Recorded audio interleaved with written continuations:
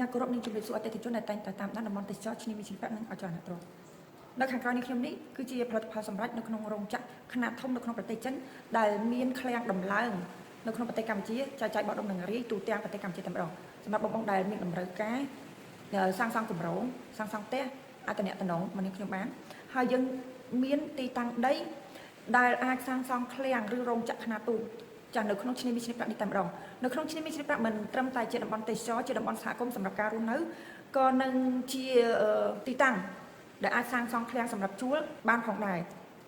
ផ្លូវធ្វើដំណើរងាយស្រួលចិត្តពលានយន្តហោះចិត្តផ្លូវជាតិលេខ4និងងាយស្រួលធ្វើដំណើរទៅកាន់កំពង់ផែស្វយ័តខេត្តបរសៃអនុសម្រាប់បងៗដែលមានតម្រូវការក្នុងការសាងសង់ចាប់ប្រភេទឃ្លាំង